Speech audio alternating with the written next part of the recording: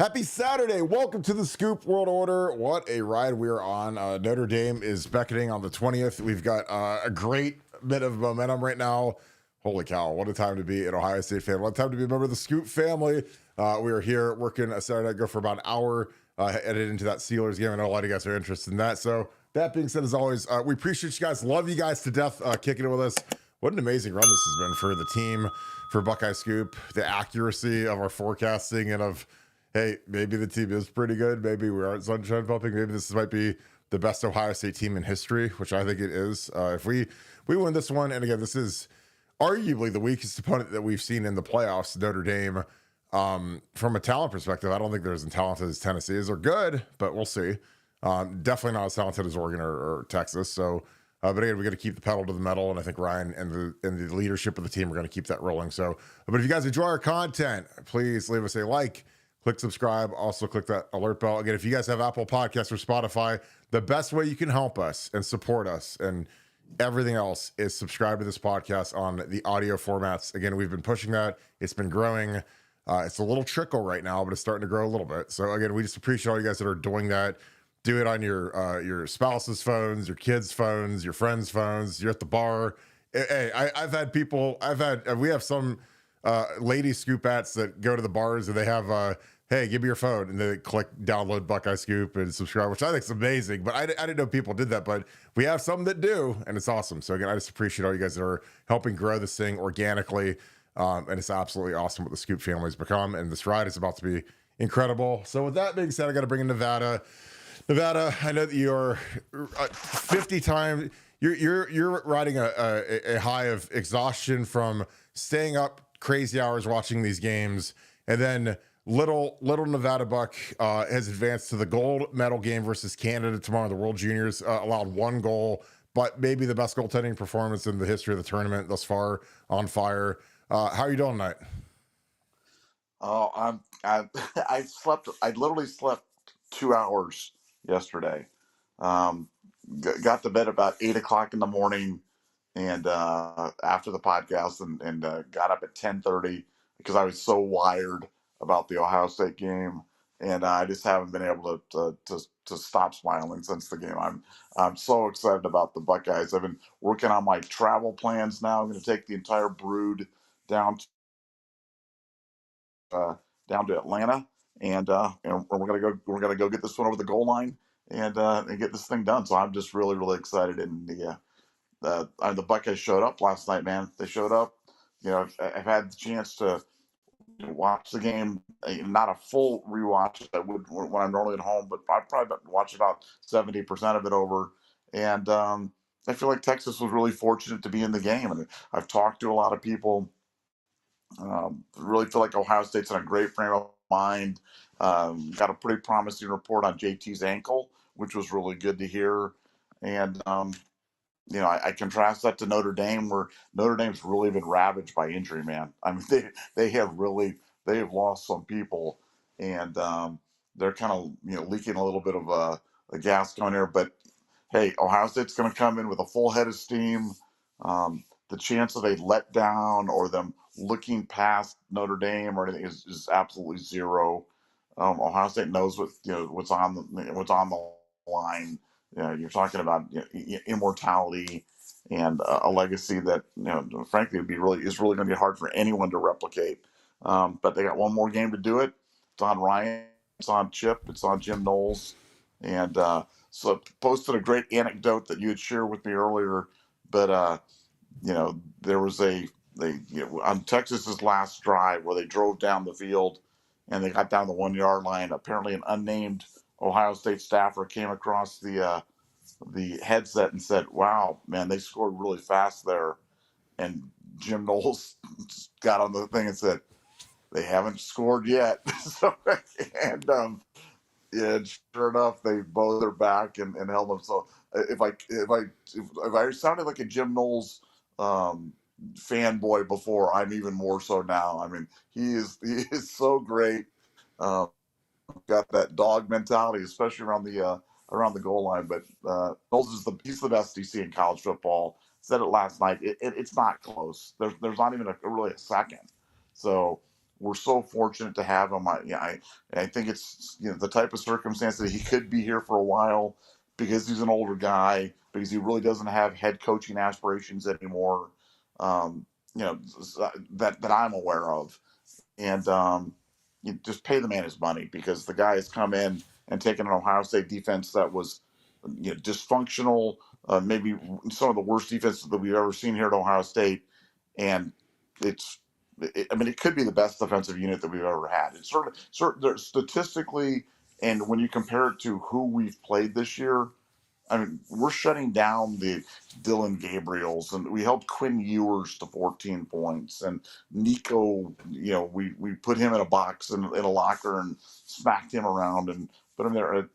This defense has done it against everybody. Even when we've lost, they've come up close. And so Knowles is the best, but he's even a bigger legend in my mind after the performance last night, which was epic, and I can't wait to see what happens down in Atlanta on the 20th. So my email, my email. So I hit refresh. I did not see my ticket come through yet for the Peach Bowl app. I was looking for my brew. I'm teasing, of course. I don't even want to go to the game, but I'll be here, baby. Don't worry about me. Nevada travel agent is ready to go and rock and have a good time. And I feel as neglected as someone Chico has to be there. You know what I'm saying? That, and it's important that you're there with your hand on the wheel. I feel like Chico's been in the cage for 10 days. Like, what is going on here? I've been in the kennel, and Chico, I'm like a 320-pound version of Chico, which is great. So me and Chico are gonna be watching on TV together. I'll hold his little chihuahua self, and he'll be like, I remember when Daddy used to be home all the time. Daddy isn't around anymore because he's jet setting. He's like he's the Ric Flair of Ohio State and U.S. national team hockey. He's like jet setting, highway getting, Helsinki wetting. It's like he's traveling son of a gun. So, but no, I'm excited for the folks. Like, again, if anyone's on the fence about go. Again, like we talked about earlier, you don't know if you're going to get a shot to go. Now, I played in 2 of them, so to me, going to the games, it's amazing, it's fun. But once you've played it, it's different. And again, I honestly love podcasting, and I love doing what I do. So there's nothing I'd rather do, which is crazy because I had access to tickets, and I just dumped them off and got rid of them because I like to podcast. I like to be here for you guys post game. And again, I love doing what we do and the message board and that kind of thing. So some of us have to work. I'm just teasing. Nevada needs to go. He's all excited, and it'll be a blast because we went to the last one and we won. So if I'm not there and we lose, I will never let you hear the end of it. And I know there's no chance we're going to lose to a bad Notre Dame team. And Nevada, I said a statement earlier.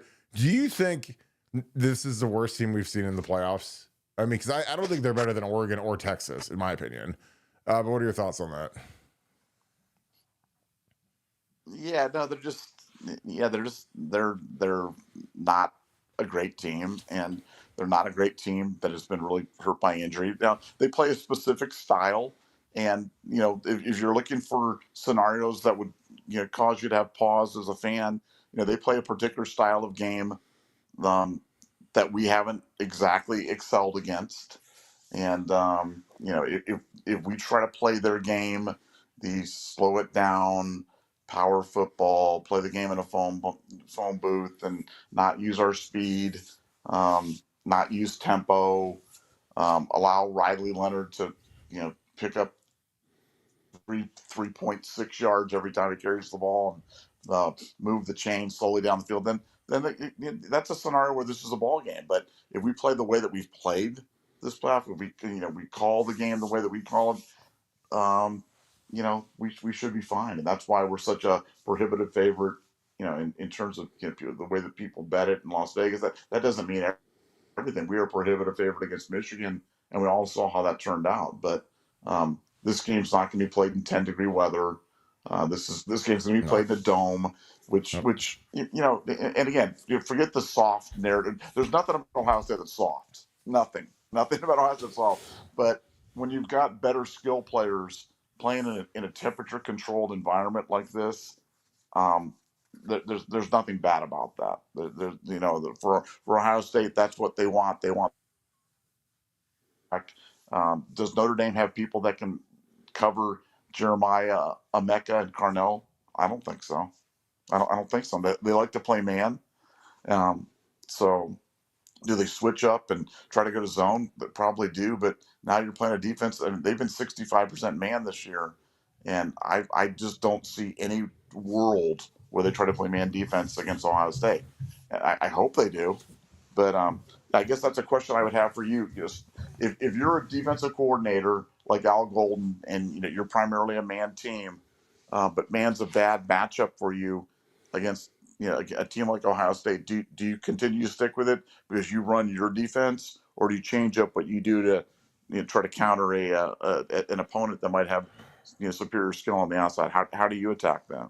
I mean, if they don't play two high safeties, we're going to shred them. They can't run all this from a man perspective. They've got their secondary is decent, but I think that they've got to play some zone versus JJ. If you go man to man versus JJ, you're going to die. I mean, we saw some of the craziness that they were running versus JJ. They're literally like three man kind of trapping JJ, which is why he only had one catch for 3 yards, because they were not going to let JJ beat him. So they put 3 guys basically shadowing him. The coverages he was getting were crazy.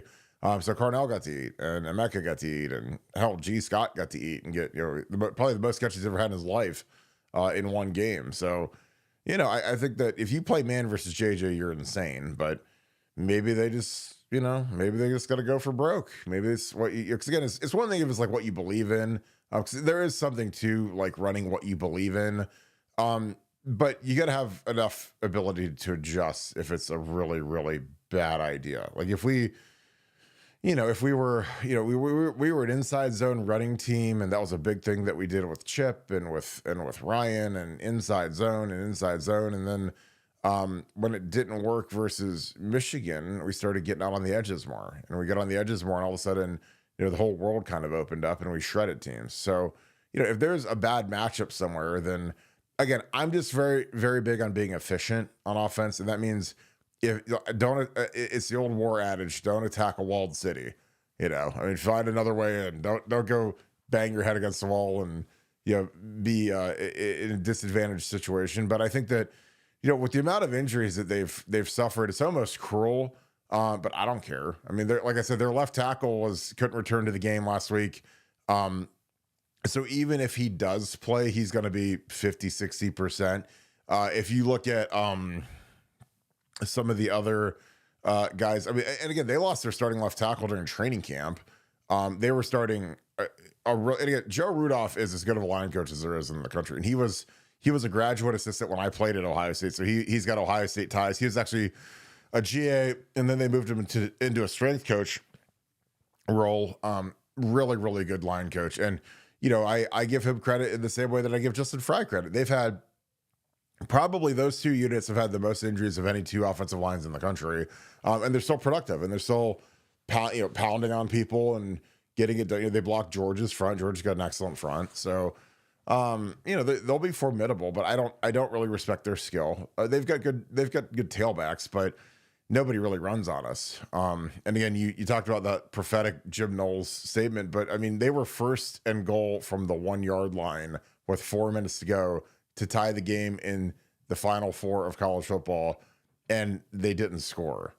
So again, I don't know how many times I have to say that this is the best goal line defense in the history of any level of football, but it is. We repelled Texas with their Outland Trophy winning left tackle, and Quinn Ewers, the #1 quarterback, highest rated of all time, and we kept them out. Again, miracle of God, but we did it. And it's not a miracle. It's not luck when it happens all the time. Like when you do it against Penn State, you do it against Oregon, you do it against like Oregon in the first game. Like I've said this 8 million times. We played Oregon that first game, and our offense had a chance to win it. Like we didn't give up a touchdown. We forced Riverboat Dan Lanning to kick a field goal, and I mean, Jim Knowles is, like I said, I thank God every day that he's old and he doesn't look like Calvin Klein, or he doesn't look like an underwear. He's not Patrick Schwarzenegger. And he's a guy that, because he would be the hottest candidate in the world if he was a 35-year-old wizard, which he's not. So again, I love this staff. I love the contingency plan. I love Chip Kelly. And again, if Chip was younger, he'd be the hottest thing on earth. And again, I don't think he's got any desires to leave, but the contingency plan here is very strong, which is something that encourages me because when you've got excellent an excellent staff like Ryan Day does, like it's getting pilfered every year by big time programs that'll pay big time money to make coordinators into head coaches, and I think that that's something that we're kind of unusually lucky about. Because again, I think Jim Knowles would be a great head coach, but does some president or athletic director feel the same way? I don't know. So, but I don't know. I'm so excited for these guys, and I'm excited for the trajectory of this program. I think this will be an absolute incredible run here, and I'm just excited for the fan base, and hell, I'm excited for us. I mean, we do this every day, regardless of what's going on, and we've been talking about how good this team is and how good these players are, and like they've had some hiccups, but they're going to get a chance to flex on national TV, and I feel bad for people that are too dumb to realize how great this is and how miserable this is. And kids like Jaden Ballard that just flat out quit the team to go transfer to Wisconsin. And they're missing. Then David Sanders Jr., who goes to Tennessee and turns this opportunity down. I mean, he'd be on the sideline at the national championship as an early enrollee, like all those kids are. I mean, all of our kids that are January enrollees, they're practicing with Ohio State right now, which is incredible for their development. And they get to go to the bowl games, which is incredible. Be a part of the experience, get used to it. I mean, hell, they're going to be on the sideline for a national championship and they should be in high school. Like, it's crazy. Your thoughts on that, Nevada?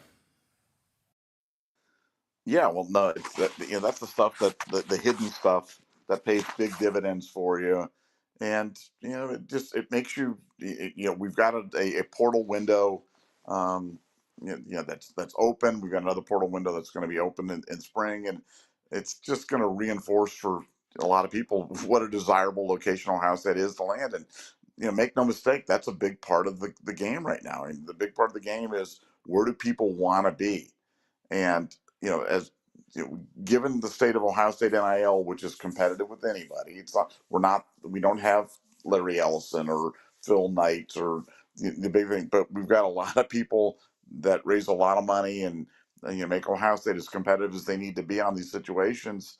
So then it comes down to the desirability of the program, and right now, who's hotter than Ohio State? I mean, who has got a hotter brand?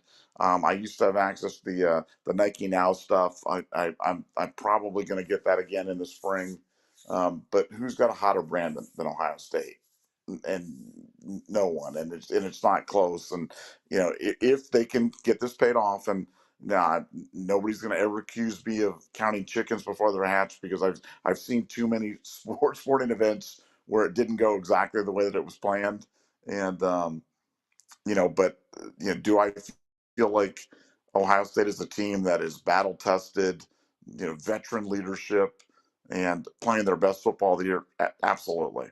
And do I look at our path compared to Notre Dame's path to the championship? And do I think Ohio State's playing better football? Yeah, without a doubt. I think Notre Dame was extremely fortunate to beat Penn State. I mean, I'm not even sure how that happened, to be honest with you. So I'm as excited about this as I could be. It seems kind of there's definitely a surreal quality to this entire run, because it's just hard to process the range of emotions going from how I felt walking out that day out of Columbus in late November, and then comparing it to now, and it's just bizarre. If it was one of those Lifetime movies, you wouldn't believe it, because you just got such a range of emotions, and where's the turning point? What turned it around? Was it really that meeting, the meeting with the staff and the players, where they aired it out, and they went after Ryan? And was it Ryan having a moment of self introspection and humility? But he's been a different guy. He has been a different guy. Um, they talk about people, and I'm not saying Ryan's an alcoholic, but they talk about alcoholics having a moment of clarity. Um, did Ryan have a coaching moment of clarity regarding how he needs to coach, how he needs to be more fearless and take more chances and do things because while he certainly has been perfect at it, he's been completely different than what we've ever seen. And this new Ryan is a guy that could be on the verge of a dynastic run. And but it all starts with one more step, and it all came down to a handful of plays. I mean, you talk about the goal line stand, but someone had pointed out, I watched it in the rewatch. G. Scott, who's not a guy that you and I have gone out of our way to praise. As we always say, we're always fair. But G made a heck of a play to set up that 4th and 2 or 4th and 3, on the run where they ran Will Howard on the board. I mean, that thing was 8-9 yards behind the sticks, and if we're 8 or 9 yards behind the sticks, I'm not sure what Ryan's doing. I'm not sure if he's punting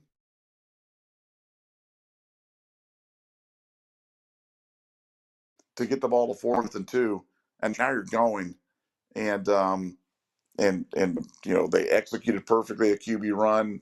Will gets tripped up by the turf monster, but still got to set up the first and goal, ran some clock, punched it in the end zone, and the rest is history. But it was a lot of little plays like that made by a lot of I mean, Sonny Styles, who's something we didn't talk about last night in our post game show. I think he had a sack, 3 tackles for losses, nine tackles. I mean, he was out of his mind, and he is, in my opinion, if you look at our defensive, front 11, he's our weakest player. And and I use that in the most loving sense of the word. He's the weakest player, and he had 9 tackles, 3 tackles for loss and a sack. So it just shows you how good that defense is. And I think we're a bad matchup for Notre Dame from that standpoint, because when we walk Caleb Downs into the box, if they can't throw him out of there, I think he's such a tackling machine. I think it's going to make it really difficult for Notre Dame to get that running game going. And I think it's going to be a long day for Notre Dame moving the ball. And ultimately, I've got Ohio State winning comfortably. Probably won't be a shootout. They're probably going to want to slow the game down. But I just don't know how Notre Dame is going to score much next Monday on the 20th. Yeah, I just think they got to take the air out of the ball. It's their only chance. I mean, they've been physical. I mean, the games when we played in the last 2 years were moderately close, especially obviously last year. It came down to them having 10 guys on the field, and we ran right where the 10th guy or the 11th guy, excuse me, was supposed to be. So I think you look at the matchups and you look at how our defensive ends are playing, and I think JT, because again, Jack had the splash play, which everyone talks about. JT played on an absolutely horrific ankle injury. Now, it wasn't a high ankle because there's ankle sprains are very interesting injuries because they range from, a very innocuous light sprain, discomfort to can't walk. Because I had one my rookie year in the NFL where it ended my season. Cause I thought I broke my ankle. I thought my ankle got fractured because it hurt so bad, but it was a severe ankle sprain. I was literally out for 3 months because it was that bad. So JT didn't have that because he was able to put. I had to get carted off. It was terrible. But JT, his was a more mild version that he could spat up and play on, and he was operating probably at 60%, I'd say. But he fell into some plays. He played really hard. I don't think he's going to give you the full snaps. I just don't, because those things take a little bit of a while to heal. But he'll be up and strapped and starting and everything. But I see a lot of Kenyatta, a lot of Caden Curry, which is good. I mean, those guys are going to be the starting ends next year, and I think they're going to do big time work. Like, I think we have a huge advantage interior wise with Tyleek, and again, Tyleek, who's a force of nature that people don't realize no one realizes how good Tyleek is. He's better than Jonathan Hankins, in my opinion. And Hank was a 2nd-round pick, and I think Tyleek's more explosive than Hank was. But they're the kind of the same guys that Tyleek will play as long as he wants in the NFL, probably 10, 12 years. And he plays maybe the most physical position in the entire country between the When you're those D tackles, man, you're getting double teamed by guys. It's just not fun. So I mean, but Tyreek is when he gets his hands in guys, man, they go backwards, and he's a guy that is miserable to go against. And obviously, Jack ate their right tackle alive. And again, that right tackle is a good player. He was coming off of an injury. He was, I think, limited the week before, played in that game, and Jack ate him alive. And he looks slow footed. And I always joked that, like, I don't know if playing in the SEC gets you ready for the speed of the Big Ten. And it's funny how since we've added NIL where we can pay players, and we've eliminated drug testing, all of the sudden the fields have completely flipped, and now the Big Ten is dominating the SEC. And again, I used to hate our athletic director, Gene Smith, because when he got here, he made our drug testing budget go up 10 times. It went from $25,000 to $250,000. Go Google that. Those are real numbers. And it cost a lot of guys that I thought were really good players their careers. Marcel Frost, Eugene Clifford, because we drug test them. And then I'd watch these SEC games and these kids. I was like, these kids are smoking weed every single day. Percy Harvin said he smoked weed every single day of his life, and they never got caught. They never got drug tested, or if they did, it was they didn't suspend them. Whatever, So again, that was always something where I used to hate the Big Ten, and I hated Ohio State because we would like cut our legs off. And then still try to be competitive with the SEC. Where now it's like no drug testing, infinite money. I was like, and now we just dominate. So I love where we're at. I love the direction of college football. This playoff has been the most exciting thing I've ever seen. And I played in the regular national championships, but when you do this playoff, there's no hiding. We might have in 07, we might have backed in or whatever, 06, whatever. We were undefeated in 06, but it's like, Ohio State, if we're not in this playoff, this is Columbus is miserable. Ryan Day should be fired. Our players probably all opt out of whatever crappy bowl game we would have been in. And instead, they're going to win a national championship. And it's awesome because for the foreseeable future, I can't see Ohio State ever missing the playoffs unless our starting quarterback is hurt. Something freaky like that happens, maybe.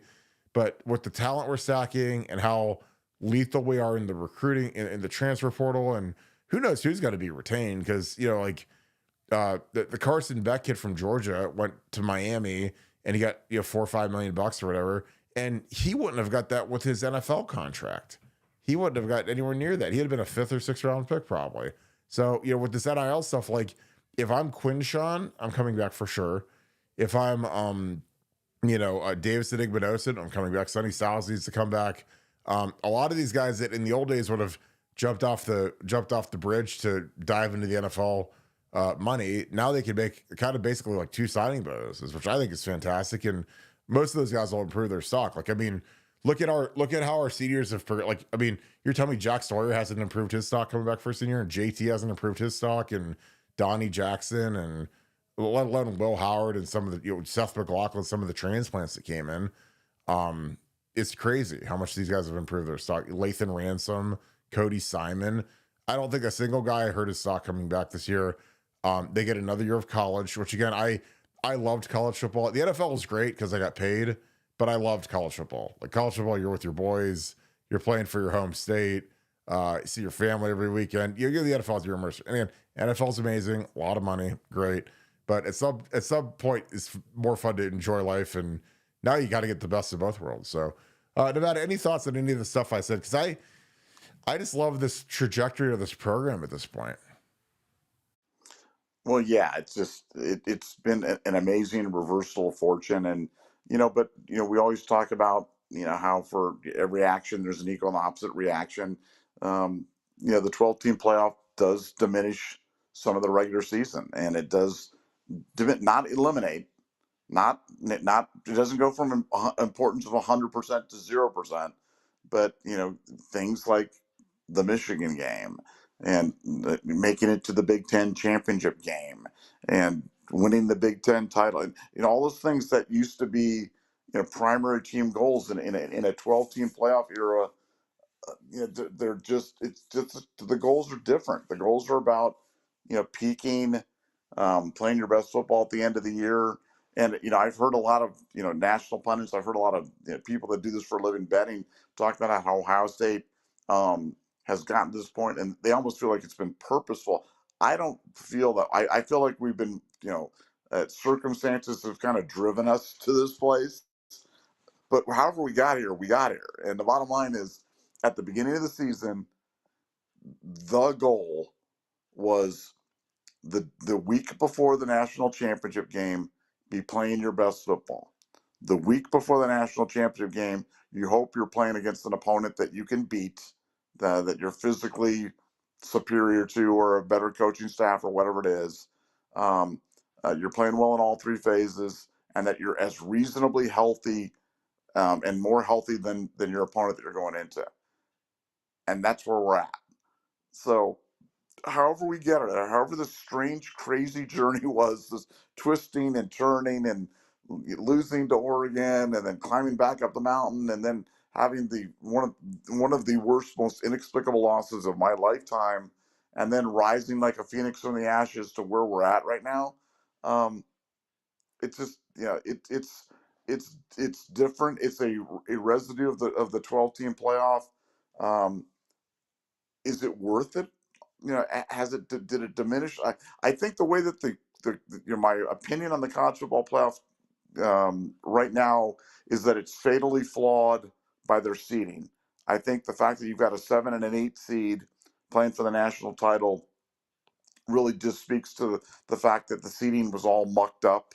Giving the top 5 seeds or 4 seeds to auto qualifiers to people that weren't really supposed to be there. I think it created way uneven paths to the championship game, and so I think there's a lot of problems with it.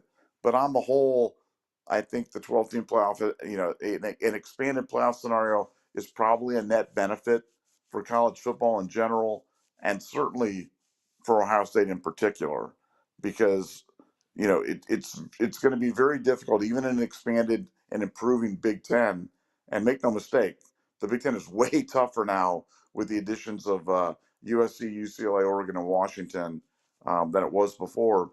You're pretty much going to have a chip and a chair in most playoff scenarios going forward. So, hey, we won the first ever college football playoff.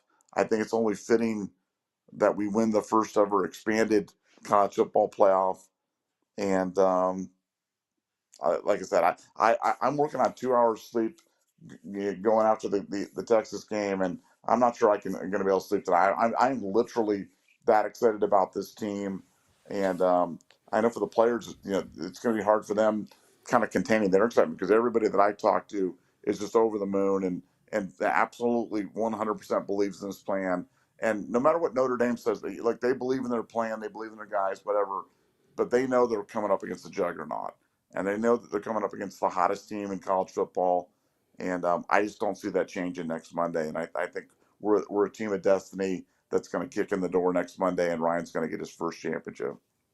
Yeah, and I mean, Marcus has seen the Ohio State versus Notre Dame skill and talent golf, because he was there in 05 when we just blew the brakes out. We 610 yards, which at the time was a program record for yardage, and Marcus didn't play in that game. He redshirted that year because he was if he had a staph infection or what it was, but he didn't play in 05. But he does what's up. I mean, he does what's coming, and he does it. We've got some straight dogs in the program like JJ, and now you got to worry about Carnell, because Carnell's heating up, and you got Mecca, and Will Howard is just dotting guys up, dropping dimes the whole day yesterday. So yeah, I just I don't know. I felt confident in my life. I've never felt more confident about a game than this, because I watched their offensive line, and I'm going to go watch their film again a little bit, but I love our edges. I love Jack and JT versus their tackles. Their tackles were struggling mightily yesterday.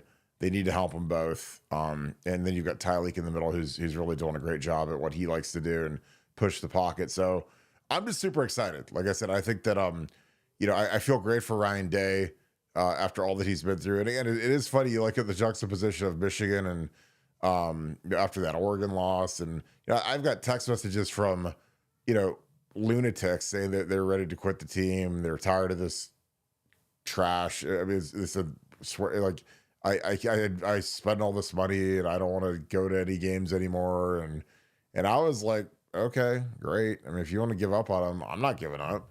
I cover the team and I podcast the same way I was as an active player when I was the captain of the team, captain of the ship, and I was the guy that everybody had to look to when we lost. Again, we lost to Illinois at home when we were the number one team in the country. We lost to an unranked Illinois Fighting Illini team. So, unlike a large portion of the fan base, I can't just roll over and die and skip work the next day. Like we got to figure it out. And again, that's where Ryan Day is. It's where Jack Sawyer is. It's where Will Howard is. It's where Ty Leak and Cody Simon and all so. Again, the best part about this season for these guys is that they lost to Oregon and they lost to Michigan, because they know if they don't take it serious, if they mail it in, if they look at the betting odds, if they listen to the general Columbus public or the national media that have all written this thing in the stars that, hey, this is going to be it, they know that it could get screwed up.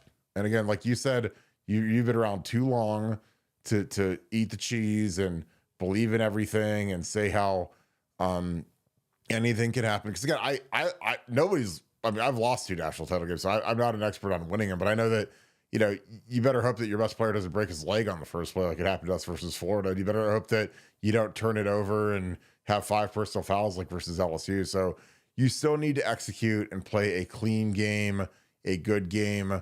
You have to be the more physical, violent, tough team. And I think we've got all those traits. But again, I think, and I mean this sincerely, that those guys losing, it shows that, hey, it's not a big advantage, because Notre Dame had probably one of the 10 worst losses in school history when they lost to Northern Illinois at home. And that wasn't a great Northern Illinois team. They didn't even win the MAC, but they lost to it at home. So again, it's something where you've been through the furnace, and the fan base can be brutal when you lose, when you lose a game that you're expected to, like this Michigan game. It was as bad as maybe not as bad as after the Florida game, but it was pretty much as bad as I've ever seen after the Michigan game. People wanted Ryan Day gone.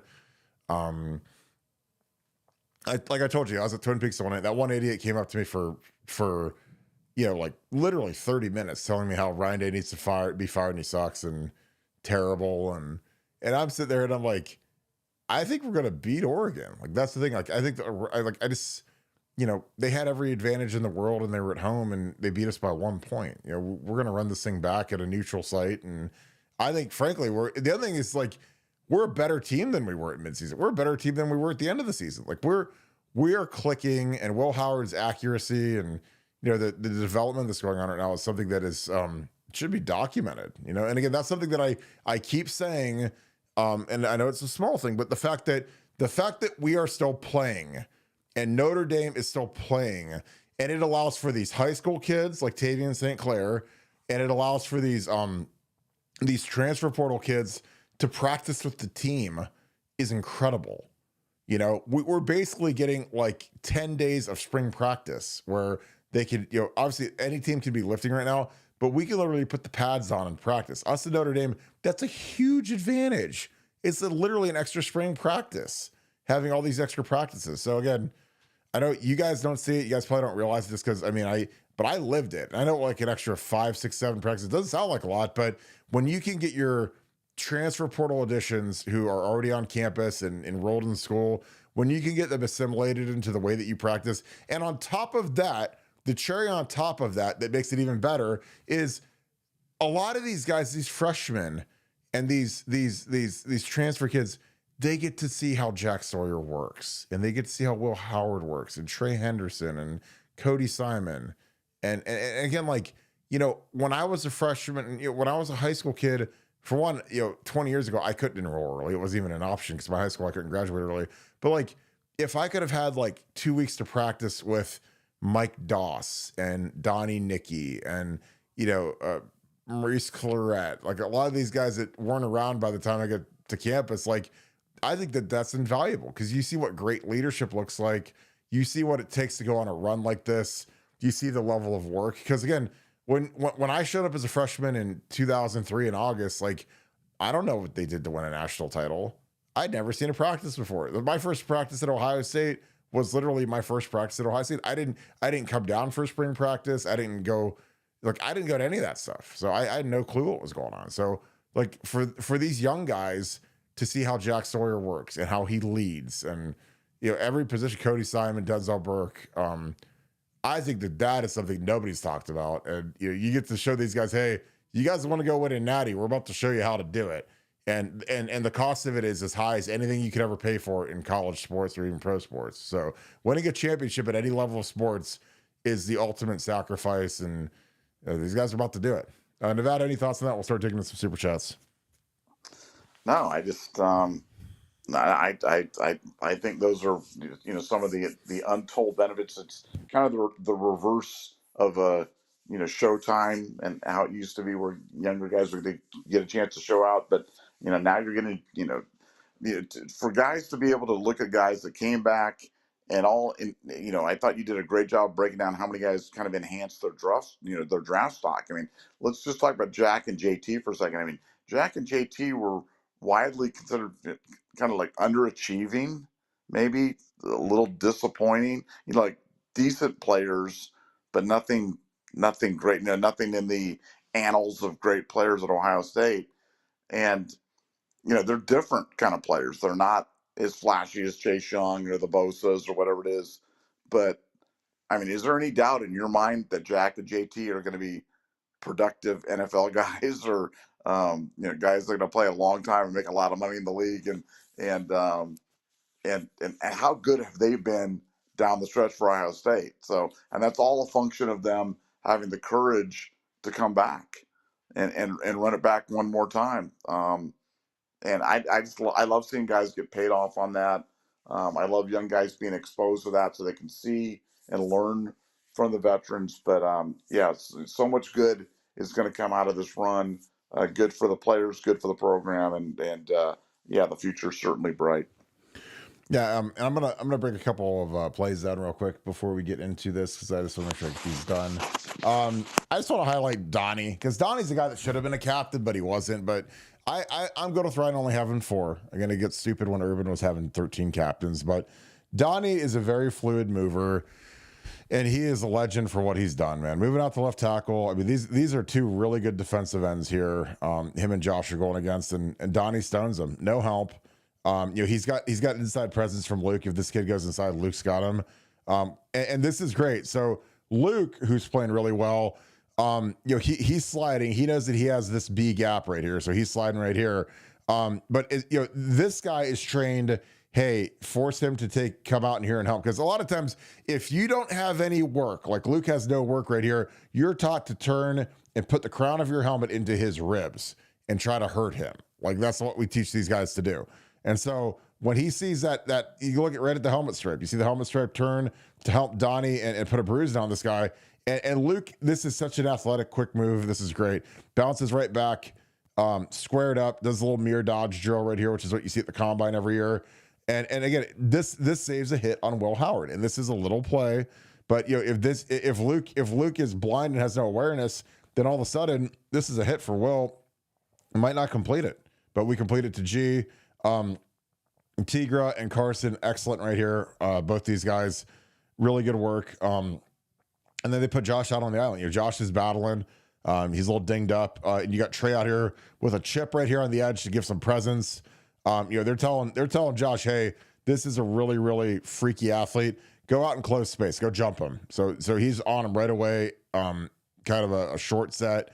And Trey gives him a little 1-2. And again, this is great. This is all you need to do is a chip. You don't have to flatline him. You don't have to put him on his back. But just excellent protection. Again, when you watch Will, feet are perfect. Scanning is go read. And then he gets to the check down, checks it down. Perfect. Perfect work. Nevada, your thoughts on that?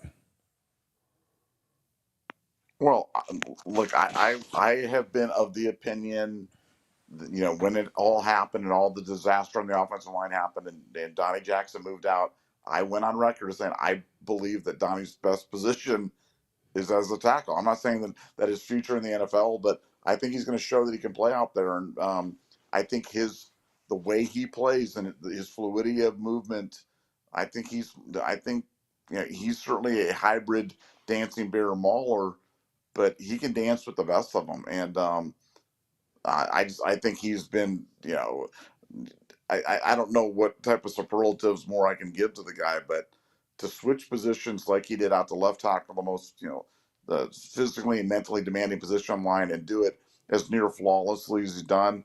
I mean, Donnie, yeah, yeah. I just, his importance to this team cannot be overemphasized. He's been terrific, but that's just another example where he's just playing at such a high level, and a big part of the reason why the Ohio State offense has been so prolific.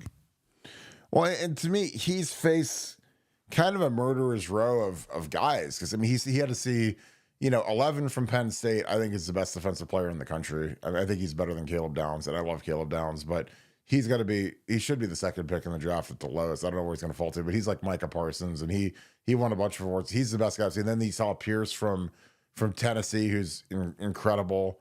And then he saw Mateo and Birch. So it hasn't been like it's just been easy street for him going through this process. And Texas's guys are both excellent. So kudos to Donnie, man. He's a legend for what he's done. Got to break down Nevada's favorite play maybe of all time.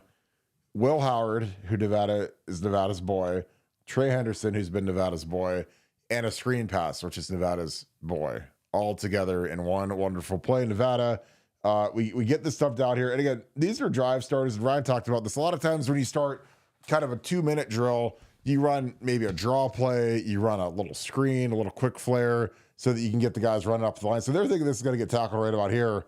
But Trey is so ridiculous with his feet. He hits this little cut right here and zigzags. It does like a little double cut here where he cuts off blocks that aren't even there because his vision is so excellent, and just dusts these guys. And again, like we don't really, we get a block here from, Tigre gets in the way here, obviously. Luke does enough here to interfere with the guy, which is enough. Carson thinks that, okay, Tigre's got him, so I'm going to go to the next level.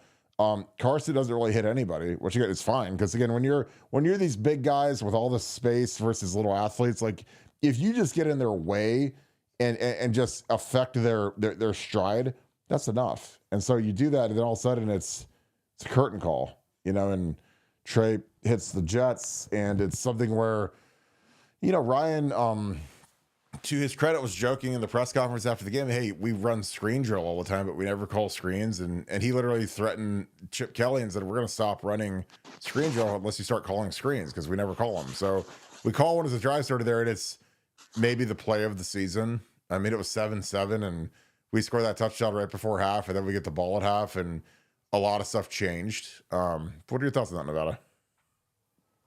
Oh, like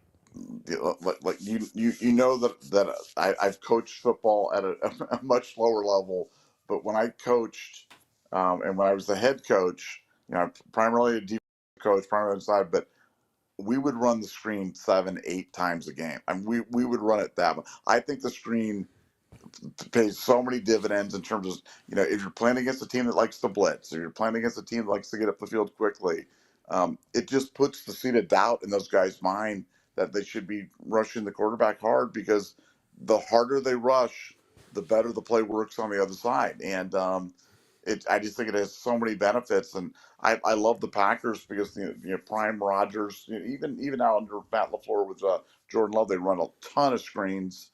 And I don't think Ohio State runs the screen nearly enough. They run it the one time, and I don't think it's hyperbole at all to say that's the biggest play of the season. I mean, that was 14-14. Texas is going to the locker room, having just scored a late TD. They've got all that momentum going in, and all of a sudden Trey just takes their heart away. And just an absolutely enormous, improbable, crazy play. But I hope Ohio State runs it more, man. I hope somehow, some way that the screen becomes a regular part of the arsenal, because I just think it's the great equalizer. And defenses like the blitz, being as their answer to the great equalizer. Well, the screen pass is the kryptonite to that, and I'm hoping we'll see more of that, not only in the Notre Dame game, but in the future. I agree. CJ Stroud just beat Jim Harbaugh, so that's good. He also beat J.K. Dobbins, Joey Bosa, and Ezekiel Elliott, who signed to the practice squad for LA, which is kind of funny. He had a 5-day career in LA, and he's now a free agent. All right, let's go to these super chats. Appreciate you guys. Kevin Newbie, thanks for the deuce. Did you see Q and Fryer spatting after the holding call? I did not. Did you see that, Nevada? I didn't. When would that have been? I'm trying to think through. Does it ring a bell for you? Just like when that would have been? It does not. Kevin, give us some color on that so we can try to look for it. And I'll look for it for you because I watched the game twice and I always rewatch it like the next day with some fresh eyes where I'm not as tired. And I didn't see it, but let us know what time in the game that was and we'll look for it. Roger Story, thanks for the 10. Appreciate you, brother. Dark Side of the Moon is always, I always love seeing that on here. Can you guys discuss the various ways in which depth players, quote unquote, who are expected to get little or no playing time can still contribute to helping the team prepare for the next game? Nevada, OH? Well, the easiest thing that you can do is just be great on scout team. Now, if there's some guys that don't go on scout team, then it's just taking your job seriously, being a backup. Like I wasn't a backup for very long when I was outside of my redshirt year when I knew I wasn't allowed to play. I was on scout team, but I think it's by being a good teammate, studying film. You got to realize like a lot of these guys are a play away from playing. Like a guy like George Fitzpatrick, if Josh Fryer rolls his ankle, like he's in there, right tackle. Zed Mikulski. A lot of these depth guys, they're real close to being major factors in the game. And again, I've seen injuries wreak havoc at a game, and you got to be ready to roll. So I think being a great teammate, and if you're on the scout team, it's good to give guys a good look. Make sure that by a good look that means you're playing hard. You're blocking to the whistle. You're giving them a good look. Like again, because there's a lot of guys that they'll take it easy on guys on the scout team, or they won't take it seriously, and that doesn't help anybody. Like when you have you guys, I guess Jim Tressel about the 2002 Buckeyes. Like the one thing that he really marveled at and talked about a lot was how good the scout team was. Like leading up to the game, because the scout, you gotta remember, like the scout team for the 2002 Ohio State Buckeyes was like Troy Smith, Santonio Holmes, Doug Daddish, like these all NFL guys, all really good players. Guys ended up being All-Americans and had incredible careers. So I think that's something you have to remember is like, dude, you gotta recognize that you still have a role even if you're not playing. Again, when I was in the NFL, I was a backup. So how could you be a good teammate? How could you develop? Like, make sure you're paying attention. Make sure you study your film. Make sure that you take coaching. Make sure that you help out however you can. Like, it's just being a good teammate, being a pro. Because with a lot of these guys, like your time is coming, and you can't get today back if you just crash out and don't take full advantage of it. So that's how I would develop as a young player. Nevada, do you have anything to add to that? No, I think that's right. I mean, it's really just about mindset, and I think there's so many things that you can do to kind of help out, and big things just having not being a drag, not being a negative about things, not being they talk about cancers in locker rooms and things like that, and I think having a positive attitude about stuff is really is contagious and really can rub off and create a great culture for a team. Yeah, I agree. Paul Lewis, thanks for the 50.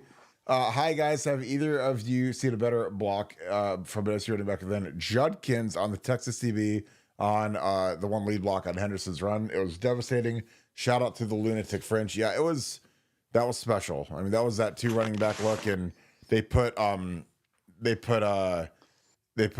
Trey in motion. They handed it to him, and Quinshawn was actually lined up like a regular tailback and came out and was the lead blocker and tattooed the guy. And again, that isn't a sexy thing for running back. Like running backs don't love to block, but I mean the guys that embrace it, like that's something that NFL teams will see. They'll mark Quinshawn up for being selfless. And again, Ezekiel was a guy that was the most selfless back we've ever had. I mean, he was a guy that we'd run these Q leads and these Q powers, and Ezekiel would run out in front of JT, and he would cut guys and tattoo guys, knock guys out. And again, I think that big hits in football is contagious. It's electrifying to the sideline, to the fan base that's in the stadium. And you can't really get enough of those violent plays. And again, I don't know. I'm not privy to I know what targeting is, but like that was as clear of a targeting as it was. And they didn't call it because it was the lead block and it's crown of the helmet. And again, I'm not saying it was dirty. I just think that it's football. That's how I used to like to play and how I used to lead block. And I mean, you watch that reverse versus Oklahoma State. It was the same kind of a block, crown of the helmet, right under the chin, and night for the guy that I went against, the night that Quinshon went against. So Nevada and Paul, I appreciate you, brother. Thank you for being a Hall of Famer here. Nevada, your thoughts with Quinshon? Is he the blocking versus that DB? Where does that rank for you?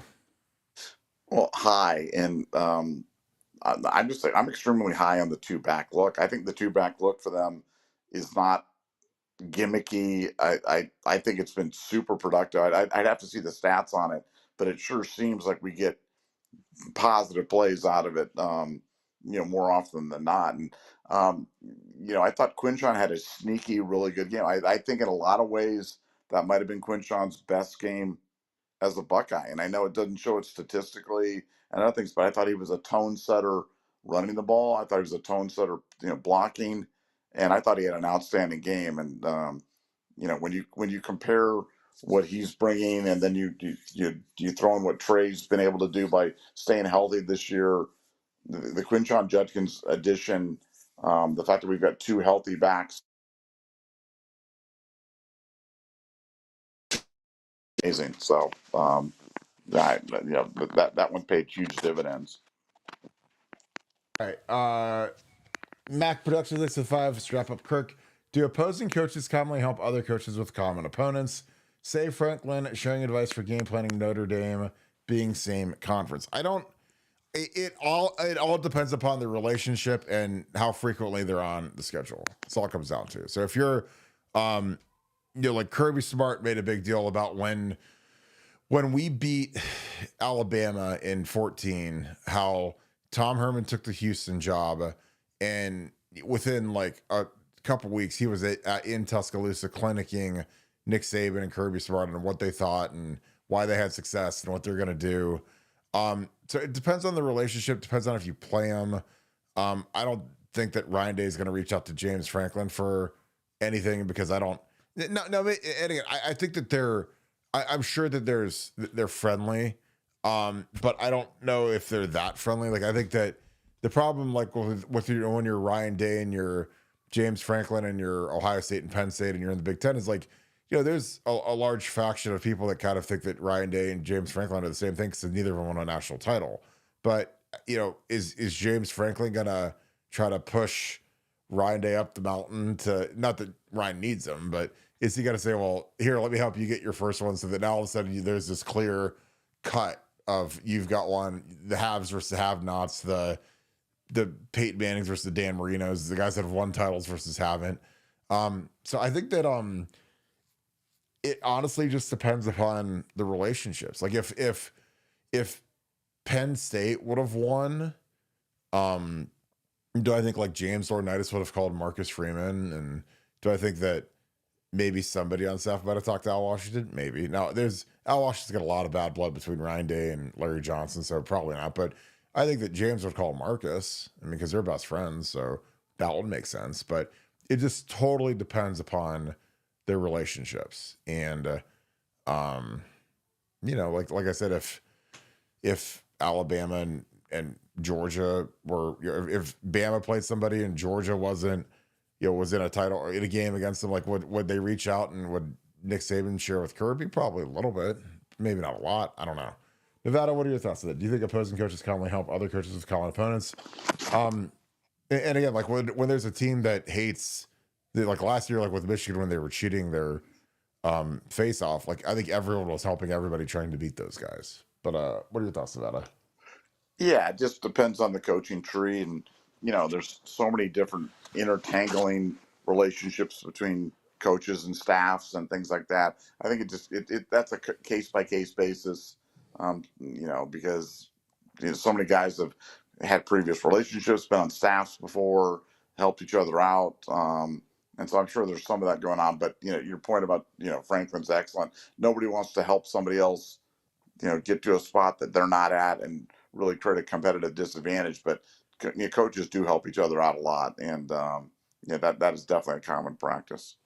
Yeah, and like it's like you talk about like successor syndrome, and obviously they're not successors, but there's what a former coach help a new coach do something that maybe he'd done but he hadn't done yet, or I don't know, but I think that I think deep down, like James Franklin's probably rooting for Marcus Freeman to win this game, so that he doesn't have to hear about how much better Ryan Day is, because he's got to see Ryan Day every year basically with us playing the way we play Penn State, and frankly, we own Penn State, so he ain't gonna be rooting for us or helping us. Jim Jackson, what's up, my brother? Thank you for the 10. Hope you're having a great weekend. Bark, with Damon Wilson scheduled to visit Ohio State tomorrow. How do they handle that considering they're preparing for the championship game? Are you still feeling good about him, Nevada OH? I feel great about him because Funky Buck who's our recruiting analyst. He put the funky bomb on him, but God bless. You want to talk about a great time for a kid to visit? Like, hey, we're getting ready to go win a national title. Like, do you want to come watch us practice? And do you want to, be a part of what we've done? And do you want to see how Jack Sawyer and JT work? And do you want to see, a lot of this, the inner workings of the best program in the country? Like, I think it's great. So again, I might be crazy, but again, it's I would want every 5-star and superstar commit in the world to come visit practice. This is how we do it. We're getting ready to roll. It's go time. This is how we do it. So, like, I mean, for him, I think it's, is it cumbersome when Larry Johnson can't hang out with him every second of every day and take him around campus on a golf cart? A little bit, but I would rather say, hey, we're about to go win the national championship. Like, do you want to be a part of this? Or, hey, ask Caleb Downs. Caleb Downs could have gone to Georgia or wherever. Does he regret? Ask Will Howard. Does he regret coming here? Does all these kids that we've added to the portal, what's it like? Do you like it? Yeah, it's pretty good, ain't it? I mean, why again, that's why I laugh. Like when David Sanders picks Tennessee, I'm like, kid, you're so dumb. You're going to go to that cesspool where Josh Heupel's going to get fired after next year, and you're going to go risk your career when you're a 5-star tackle talent on someplace like that. Or you can come here where Ryan Day has as much stability as anybody in the country. So it is what it is. Like, sometimes you can't save dumb. Nevada, your thoughts on Damon Wilson and how they handle him with us practicing over the next week? Yeah, I mean, look. First of all, you always have to issue the necessary disclaimers in that in the era of NIL, you can never say never anymore, and that's why I've essentially retired the equal sign, because equal signs are only as good as the next phone call and the next offer. And there's rumors of Mizzou offering the bag, other schools going on. Mitchell Melton apparently has reconsidered his decision to leave, and I thought he got a lot of burn last night. So I think the visit, we'll know a lot more after the visit, but Ohio State certainly put on another virtuoso performance from the defense in general, and the defensive ends in particular. So I think Ohio State, feeling very good about where they are from every perspective, other than how much is it going to cost to get this guy. So, but we'll know more about that over the next 24, 48 hours. But Ohio State's coming to this visit feeling like they're the chalk, and we'll see if the bag from somebody else has changed any of that. But like I said, we'll certainly know more by the end of the weekend. Yeah. J Rock's Swash Life, thanks for being out for me. Thanks for the 10. Was that the game? Congrats, man. I bet that was awesome. Howard absolutely lost it when Jack took off. Could not have happened to a more deserving guy either. Nevada, go Bucks. Go Bucks. Go Bucks. I love Will Howard, man. I mean, he's all in. And again, there are some people that are dumb that don't like Will Howard. I mean, that's fine. Because again, I don't know what else you want in a quarterback other than the guy is a consummate leader, selfless, plays great football, smart, takes care of the football, and threw some of the best passes in Ohio State history last night. So I don't know, Nevada. Your thoughts on Will Howard losing it when Jack took off? I mean, that sideline was going ballistic, and they should be. You just iced the game down because your captain made the play of the century. He made the defensive end dream play. A strip sack, fumble, run down the sideline, score, ice the game down. What are your thoughts about it? Well, yeah, and for Will, you have to remember, one of the things, Will's never beaten Texas. Will gotten close. Won a Big 10 title or Big 12 title at Kansas State. Had some great showdowns with Texas. Never beat them, and I mean, all of that gets erased in one play. And I mean, think about the play though. Even if Jack just goes down and sacks Quinn Ewers, okay, Well, now we have the ball on the 10-yard line or whatever it is. There's 2 minutes and 25 seconds to go. Texas has got 2 timeouts plus the 2-minute warning. You're probably playing it conservatively. You run, maybe you punt. Now Texas has got the ball at the 50. I mean, there's a lot of football left to be played after that thing. That all went away when Jack picked the ball up and rumbled 85 yards, 83 yards, whatever it was, for the touchdown. I mean, it was game over. So, um, I mean, such an enormous play by a guy who, you talk about guys that are like the heart and soul guys for Ohio State, but I mean, Jack was a guy that, top 5 recruit in the country, and he just commits to Ohio State really quietly early on in his recruitment. Doesn't make a big circus out of it. Doesn't hold it off to the last day. Comes to Ohio State. Labors a lot for as a 4-year starter. I won't say in obscurity, but definitely kind of under the radar.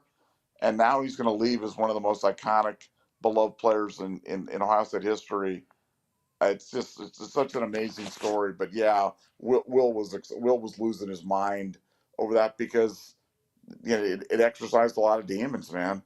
It won the Cotton Bowl. It got him in the national championship game, and it beat Texas all in one fell swoop. So yeah, Jack is a warrior, and he delivered for all of us last night. Yeah, it was awesome. Puber 12, what's up, brother? Thanks for always being awesome here, being on here, being excellent. Thanks for the 5. Thanks for being an Ultra member as well. This is great. Head coaches who are primary play callers have not won a natty since Jimbo Fisher, which was Florida State in 2013, the year before we won it. I think this affected Sark in some key spots. Props to Ryan for giving this up. Nevada OH. Yeah, I mean, I thought it was critical that Ryan would give it up, and he did, and thank God for Chip Kelly. Anything to add to that to Nevada? Well, I think that's great insight, Poober. I thought that the first and goal from the 1, if you just bring in Arch Manning and run Arch Manning 4 times, it's very difficult to imagine a scenario where they don't score. I mean, I'm not saying they would have 100%, but 98%, 90. I mean, the one thing you can't do in that situation is run wide, and they did. I mean, when Ohio State did it on their 3.5 yard, maybe in the back of your mind you're thinking, hey, maybe if they're pinching inside and we get it outside, we'll break it and go for a touchdown and really break at least you can make some sort of an argument for that. But on the 1 yard line, you just can't. You just can't make that same argument. And the one thing you can't do is lose 7 yards. And that's what happened. And, Sark is the play. I know he likes to call the plays. He's really good at it. But doing that and being a head coach, that is tough duty. And I'm really, I think Ryan is a way better coach in his current capacity than he was as the play caller. And I don't think it's close. And I don't think there's any way in heck we make this type of run with Ryan calling plays and trying to be CEO at the same time. I just don't think it's possible. Completely agree with you. Ladybug, thanks for the deuce. Thanks for being an Ultra member as well. J-Rock Swash Life, thanks for the 5. Do you think we can beat Notre Dame playing the way we did? I feel like we had a pretty rough game even with the win. Oh, yeah. We crushed Notre Dame. I mean, I don't think they're anywhere near as good as Texas. So if we play like we did last night, we're going to win easy, I think. Your thoughts, Nevada? Well, you look at this. Okay, let's just look at who Notre Dame beat on their path to the national championship. Okay, they beat Indiana, who really doesn't have anybody on the outside that can challenge them. Okay, then they play Georgia, and you and I both marveled at how little talent mighty Georgia, how little talent they had on the outside, and playing a backup quarterback, they really couldn't do much. And then you had Penn State. Penn State did not complete a pass to a wideout against Notre Dame, and still should have won the game. So Notre Dame's been blessed by a road of 3 teams that literally can't move the ball down the field through the air, and now they're playing Ohio State in a dome. So No. I don't know. I mean, like, I think they've been the benefactor of some favorable matchups and some stylistic matchups. I think this is a bad one for them. I think that they're really gonna. I mean, everybody's gonna struggle defending Ohio State, against the pass like this. But I think they're really gonna struggle because they like to play that man defense, and I don't think you can play man defense I love it. against Ohio State. So they're gonna have to change their philosophy, and I think that's going to ultimately be their undoing. Totally. I mean, I totally agree with you, and I think that it is stunning that in the Final Four, I wasn't impressed by the skill guys from any team else. Penn State's running backs were legit, but the rest of Texas's receivers were just so average. I thought. I mean, I was like, they don't have a single like monster that you're terrified of. I was like, no. And maybe we're just blessed because Ohio State is just so good on the perimeter, but I mean, these other teams there just aren't. Ladybuck, thanks for the deuce. Thanks for being ultra member as well. Nevada, is Will the Thrill Howard attractive? That is a weird question. That might be the weirdest question we've ever gotten. I mean, if he wins a national title and we got a hammer bet on it, he was pretty good looking to me. But what are your thoughts, Nevada? Well, he's Fabio compared to Carson Beck. I mean, Carson Beck is one of the most unattractive. He looks like I'm not even sure what he looks like, but he is not attractive. But he got a Cavender twin, so go figure. Money's Life is funny. real. Is she really going out with great. what was the old Joe Jackson fun? Is she really going out with him? Is she really going out? Well, I mean, she literally was at his commitment video, so probably. Yeah, I think so. Yeah. That's girls are dumb. That's one thing. I mean, there's some really dumb girls out there that date some really ugly guys, and it is what it is. But I mean, is Will Howard attractive? I mean, I've got a wife and 3 kids, but like, I mean, if you said Kirk, like, would you be mad if you looked like Will Howard and you were in college? I'd be like, no. Because I mean, dude, he's like a giant Justin Bieber walking around. So yeah, I'm sure Will does fine. So again, whatever. Like I said, I know that this is spinning in circles of weirdness, but like he's a quarterback at Ohio State. Like that dude's he's living the dream right now, man. National champion. Like, oh my god. You know, I mean you could look like the headless horseman. Burt Carton did okay in that area right there, and Will Howard dude, way better looking than Burt Carton. I am ice cold with the game. Oh my god, I mean, shit. I have better looking wife than any of the linebackers that play at Ohio State. Not even close. I mean, I'm like, geez, if I was a first round pick, I don't know what I would have done. But it's like, I smoke. But do you ever wonder if like other people are looking at Kim and going, "Is she really going out with Burke?" People are doing that. Well, I mean, she got 3 kids now, man. She got wear and tear on her now, boy. It ain't no going out at this point, man. You got 3 shout out 3 mastodons, man. It ain't no game no more, man. This ain't going to Applebee's and heading to the crib. This is real. It's real on the field now, baby. So I don't know. I mean, I love Kim, and people are like, you out kick your coverage. I'm like, I'm Deion Sanders. I run a 4.140. Ain't no out kicking that coverage. Are you crazy? Jesus. People are like, I'm like, damn. It's like, I mean, come on, guys. It wasn't that bad. I might have been Will Howard. I'm just kidding. My boy.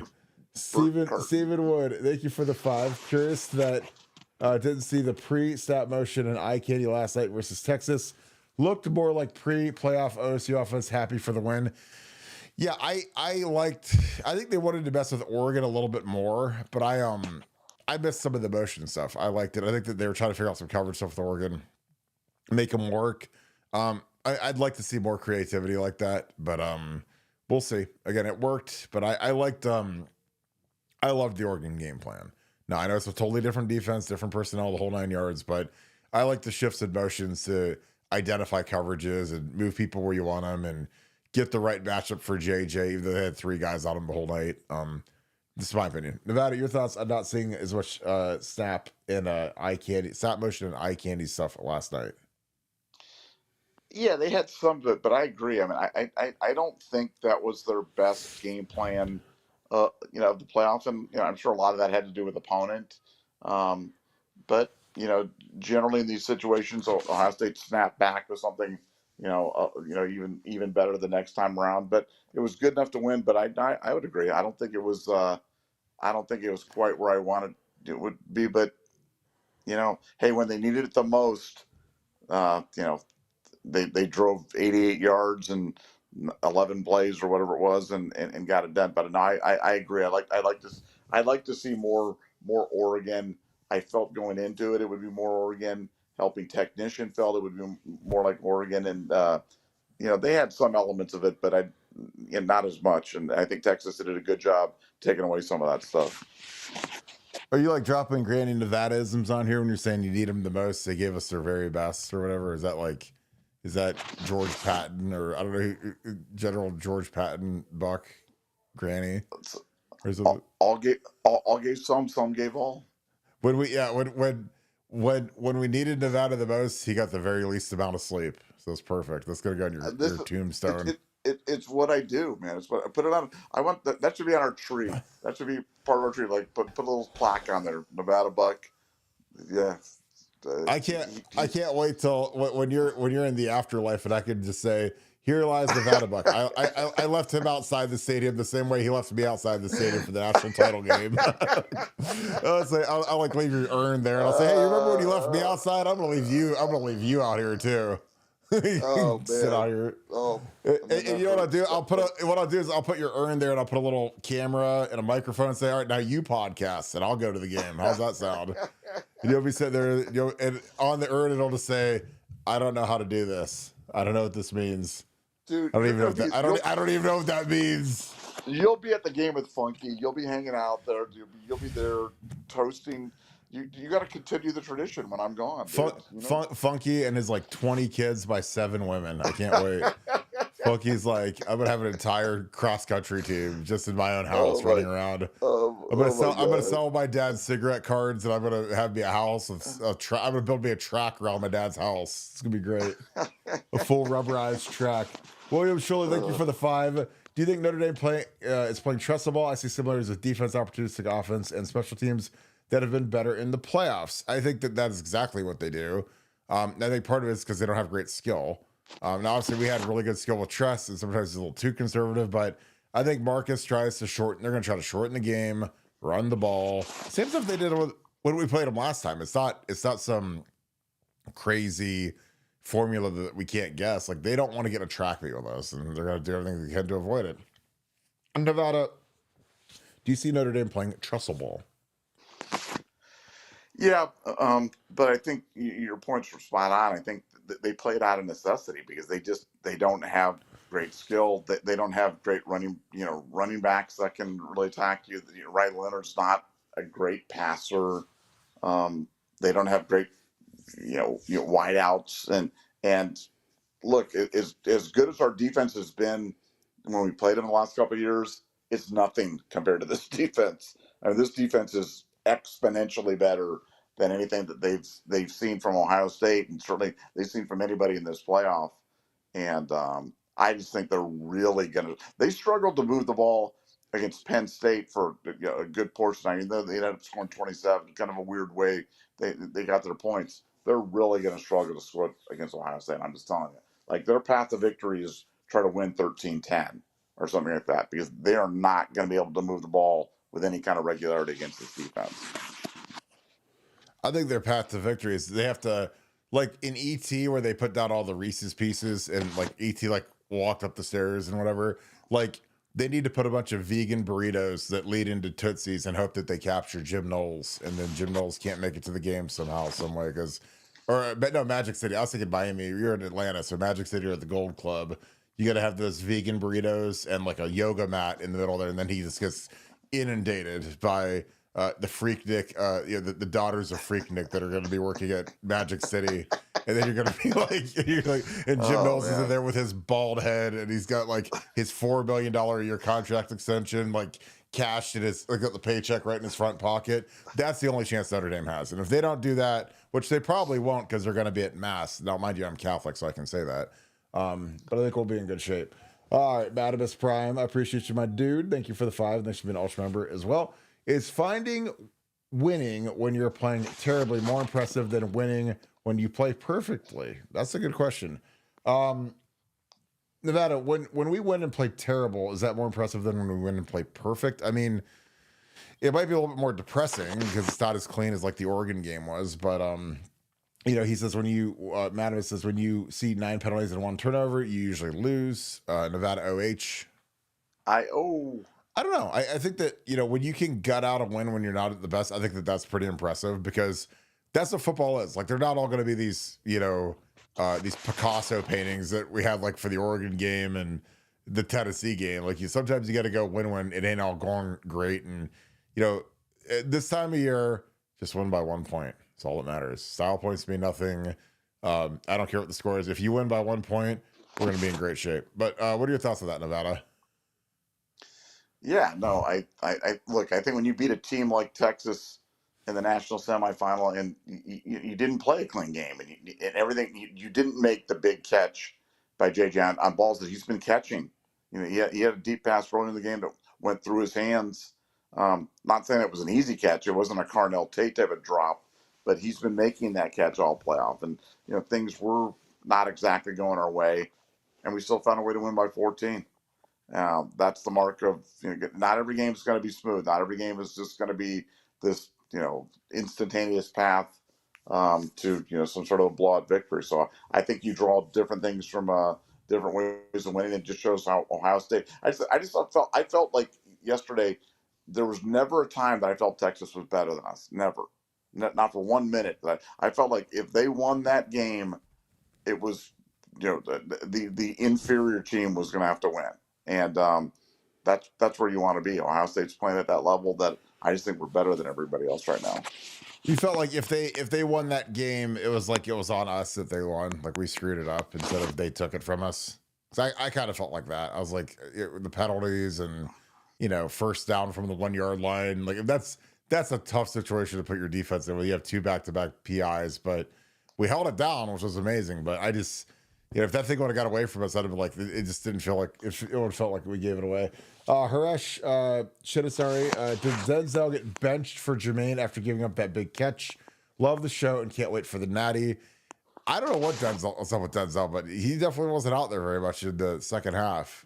So maybe, I don't know, but Jermaine was out there because I was watching the end of the game and he was out there balling. So I don't know. Nevada, you got anything on Denzel? I'm checking to see if he got hurt. But I mean, to me, frankly, Jermaine, I don't see a lot of difference. And I'm not trying to, make, light of, I think Denzel's terrific. I think Jermaine's a baller. And I think against Notre Dame, when you've got, Lathan and Caleb and Jordan and Davison and Jermaine, I mean, Notre Dame's not going to be able to pass against with any regularity. They're not going to be torching us down the field for big plays. And we've got so much depth and so much talent in the defensive secondary.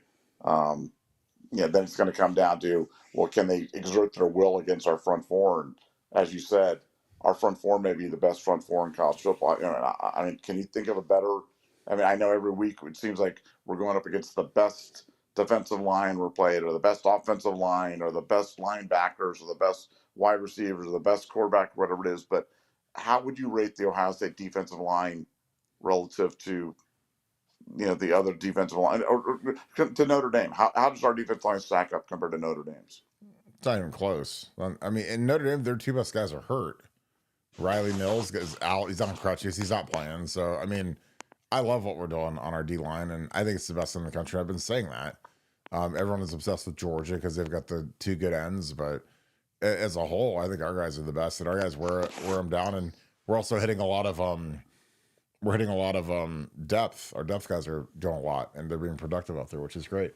Not my bag. Thanks for the 5. Was a massive play by G. Scott fighting for those extra yards on 3rd and 9, setting up the QB run on 4th and short. Yeah, G I think played his best game as a Buckeye yesterday, which was great. He got 1 left and really made some nice plays and was out there blocking. He had the holding call, which is unfortunate, but it's a tough block when you get to hold a guy out in space for 6 seconds for the play to develop. But thought he played well. Nevada, your thoughts on G. Scott's massive fighting for those extra yards? Yeah, unsung hero. Big play. And yeah, it would really be interesting. Well, never, it's one of those never know situations, but, you know, 4th and 6, 4th and 5, 4th and 4, 4th and 7. Are you punting? Instead, no, we run power. Will gets the first down plus, and we grind off more clock and get the touchdown. So, yeah, it was a gigantic play and good. I'm good for him. I mean, he's a guy, like I said, that we haven't had podcasts, you know, singing his praises, but when he does something great, I want to call it out. And that was a great, because it was an effort play. It was all effort on his. He never gave up. Made a great play by it, and it certainly paid off big dividends. The coach, thanks for the deuce. What happened to Jelani Thurman? I don't know. I mean, I think he's just, Will Castleberry came back and they're going with the older guys. He was on field goal again. He's out there at wing, so he's getting his letter. But anything on Jelani, Nevada? Well, he was sick in the Rose Bowl, but I don't know. I don't know with this one. I don't know. I need to dig a little bit more on that because he was a guy that was coming on strong. He had gotten a lot of love from Ohio State. For the play where the kind of fumble against Tennessee where he lit the guy up, and Ryan Day actually was singling him out, and in practice they were putting in packages for him, and then bang, nothing. And like I said, I know he was ill in the Rose Bowl, but I don't know that there's anything lingering or if there's anything more to that because he is playing field goal. But I don't know. I'll dig a little bit more and find out what's going on with Jelani. I talked too loud. Thanks for the 5. You played our line. I didn't. Help me. Look at our defensive end on the first touchdown for Texas. Is that a hold as left tackle as he takes Jackson to the ground? Teach me, Kirk. I think I know what play you're talking about, and I think it absolutely was a hold. And for whatever reason, they just don't call him on our guys ever. There's a lot of times where if you take a guy to the ground, there's a very high likelihood you're going to get called for holding. If you snap his jersey down, if he's bull rushing, you snap his jersey down, called for holding. If you torque a guy to the ground, if you're run blocking a guy and you kind of got him on one foot or off kilter and you kind of jackknife him around and dump him, that gets called all the time. So if you see the cloth stretch of the jersey, that gets called. There's just a lot of stuff that, frankly, doesn't really get called, and I don't know why, but it just kind of is what it is. But yeah, that was absolutely a hold, and of course we didn't get the call because we're Ohio State and we never get calls. Poohbeard 12, thank you for the 5, and thank you for being an ultra member. JT and Jack have been dominant in the 3 playoff games. 21 tackles, 12 tackles for loss, 10 sacks. Jeez. 8 pass deflections, 5 forced fumbles, 1 fumble return, 1 touchdown, and also 3 wins. Nevada, your thoughts on Jack and JT? 2 busts, I mean, 2 5-star busts. Not people good. did say that, and that was not a lunatic. They said it after the Michigan game. They said it a month ago. Yeah, that was a very popular take. Those guys were underachieving, and I think our position at the time, at least my position, was that they're just I didn't think they were elite pass rushers, but they certainly were elite against the ground, and against the rush. But now, given the freedom that Jim Knowles has kind of given them since the Oregon game, now they're unleashing the pass rush too, and 10 sacks in 3 games between the two of them. I mean, that's such high level performance, and big play after big play after big play, and that doesn't even count the number of times they pressure the quarterback or cause all other type of mayhem. And I think you made a really good point earlier about the backup guys are starting to play now. The backup, but before the backup guys, I was on them where I'm like, hey, you want minutes, but then you go out there and you don't do anything, so shut up. You know what I'm saying? But Kenyatta Jackson, Caden Curry, Mitchell Butler, these guys are starting to play and really do some good things. And I didn't notice Caden McDonald as much. Did you notice him in the game? I did. He played in goal. He was on goal line, and he played. Okay. He played a little bit. It's hard. You don't really notice the nose guards because they're usually getting double teamed. But he showed up. But it's just the other guys have just showed up and been pass rushing, and they've been good. Like, I mean, Kenyatta, he got home versus Nico, and he had that penalty, which I thought was a clean hit. But I mean, these guys are getting pressure, which is what we need them to do when they're coming off the bench and they've got fresh legs and they're not tired, so they better be coming off the rock on 3rd down. And I think that these guys have been, they've been kind of spurring on because there's going to be competition to see who starts next year at defensive end. And Jack and JT are out the door. They'll be playing in the NFL somewhere. So I think that these guys have a little bit more pep in their step trying to win these jobs. D Sunday, thanks for the 5. The screen to Trey seemed perfect. Is that a play they took hours to design and waited for the right time to call?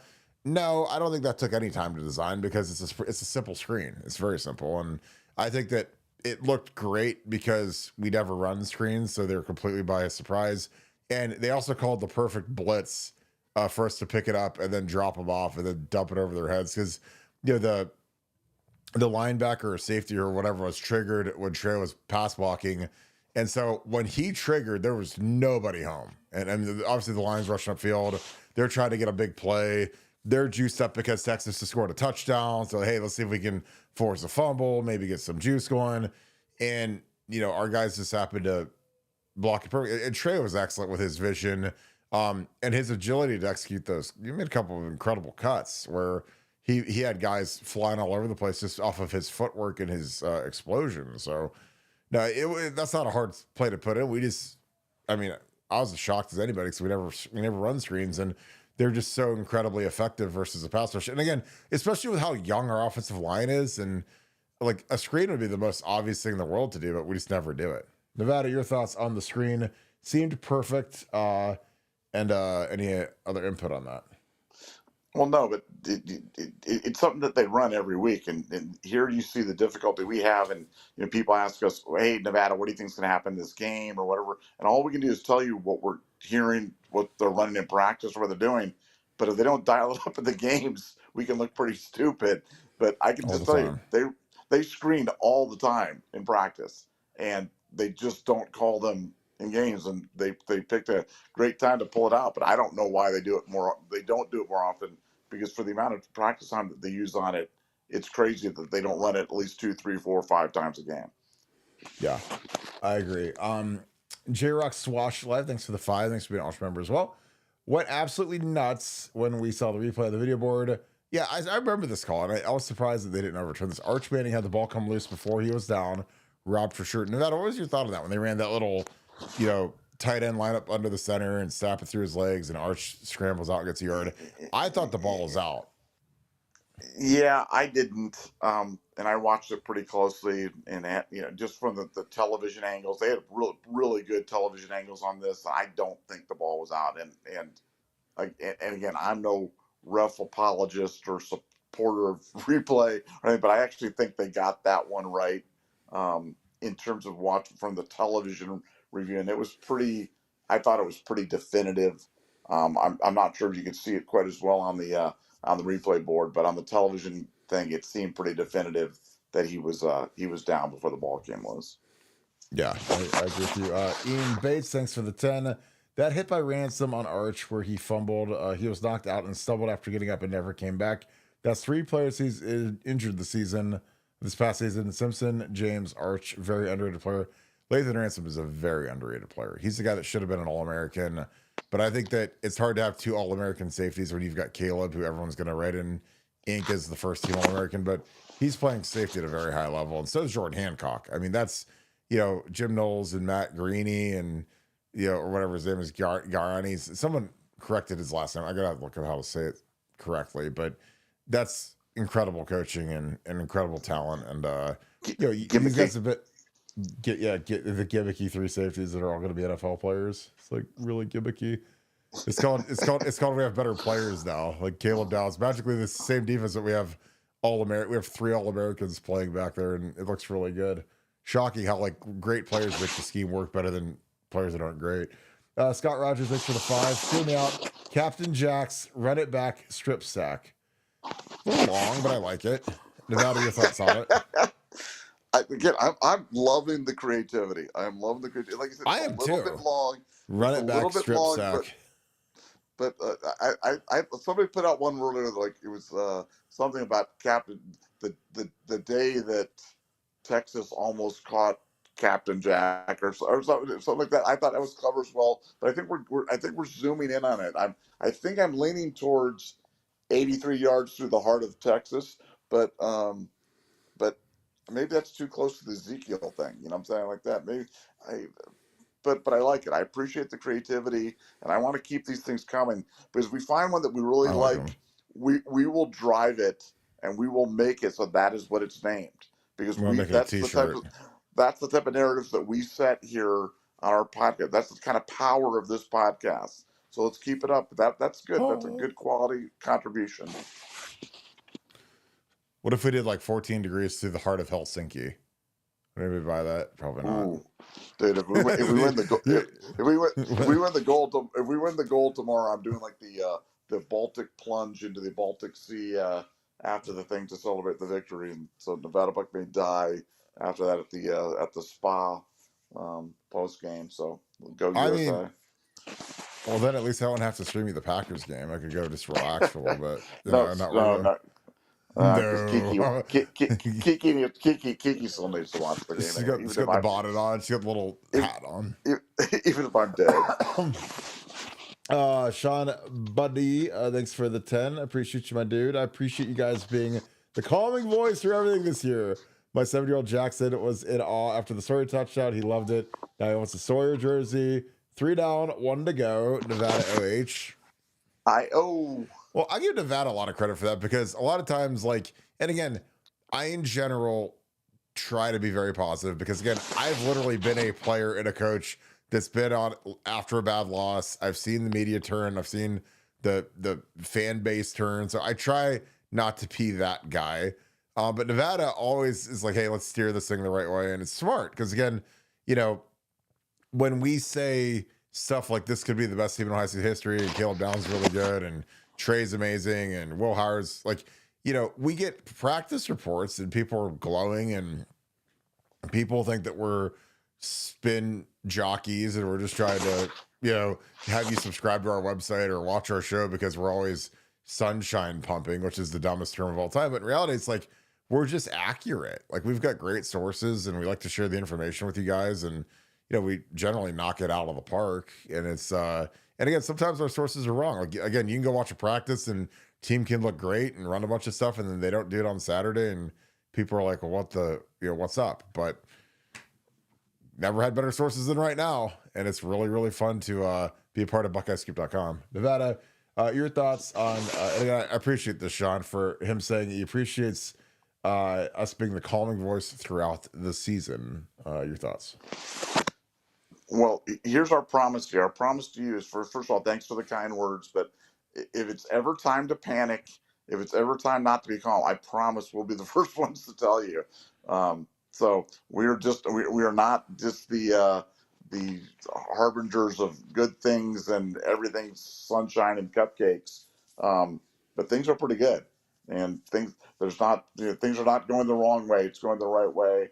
And I think we're on the verge of a dynastic run with our 45-year-old head coach, and I couldn't be more excited. Sandy Bob's Patio, burgers and beer. I love all of those things. I love both patios, burgers, and beer. And it's about as good as it gets for me. Thanks for the 10. Do you think Arch was unable to go in for the goal line offense at the end because of the hit he took on 4th down that lots of days and confused? I think he was. He definitely didn't look all right. I love that, the Matthew McConaughey thing. Yeah, I think he was concussion protocoled, and we'll see him week 1 in the shoe. That's going to be our opponent. So, Nevada, you think that he was dazed and confused after that hit? I think that is absolutely a possibility because that was a heck of a hit, and that certainly would explain. It doesn't explain why they ran wide, but it certainly explains why maybe Arch wasn't in there. Kevin Newby, thank you for the 5. Second quarter, 2:47.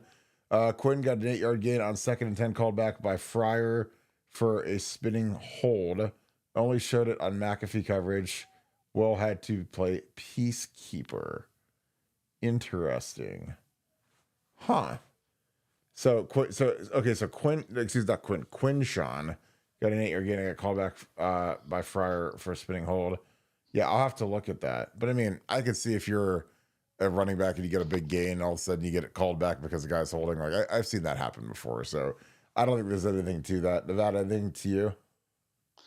Well, I actually would like you to look when you get a chance, just write yourself a note to look at that play because I didn't think it was. I didn't think it was a hold. But I'm going to ask the right tackle, the All-American, if the right tackle held. I think you're probably the right guy to ask but it didn't look like a hold to me. It looked like the guy kind of turned his body, and Fryer kind of went with him, and the guy went down to the ground. And but maybe I could be completely 100% wrong, but I want the opinion of the All-American on that one. That's like the same way that I'll defer to you. If there's ever like, if I ever have a chance to like skip work to go to sporting events, then I'll give you a call and I'll say, hey, do you have any advice on how to do that? Or should I do that later? Or, you know, I'm Well, kidding, no, right? it's like when I go to you, when I go to you and I'm like, hey, do you know of a good, is there like a good strip club in Chicago? And you're like, hey, let me check on Oh Thrillist. my, Oh, that was honestly the greatest. That was the greatest script of my life. And it was so bad. And again, so Nevada, this was the NHL draft, I remember, and we're in Chicago and we're out and about. And if there's ever a guy who leaves functions where there's a bunch of people that are happy to see him faster than Nevada, I don't know who it is. I mean, there's like 20 people. They're Nevada, hey Nevada, dinner, and we had dinner at your buddy's. He got the private room at the really nice restaurant. It was like it's like eating in a mausoleum. There wasn't a single sound. There wasn't a human being anywhere, and we're all just sitting there at with our little price fixed menus. And then we hit the scene, and you're like, Kirk, where should we go for that kind of an establishment? And I get on Thrillist, and what did we go to, like the Pink Monkey? And it was like a Sam's Club. It was terrible. Oh my god, terrible. I was like, what was this? But I redeemed myself with VIP. VIP was much nicer, much better. Working TVs, and the biggest thing is that they had alcohol. It wasn't just like, hey, bring do you want to drink your own? Do you want a Red Bull or do you want a can of Diet Coke? I was like, that was number one on Thrillist. That's why Thrillist is out there. I don't use that anymore. But like seriously, I was like, oh my god, I felt like such an idiot. I walked in for 1 second, and then the prettiest girl there, of course, like comes and sits and talks to us, and we shoo her away. Probably me. No, hey, no, hang on. we're not. We. Was it me? You shoot her away. And then we had a bunch of like horned frogs come walking up to us the rest of the night. This is terrible. It was bad.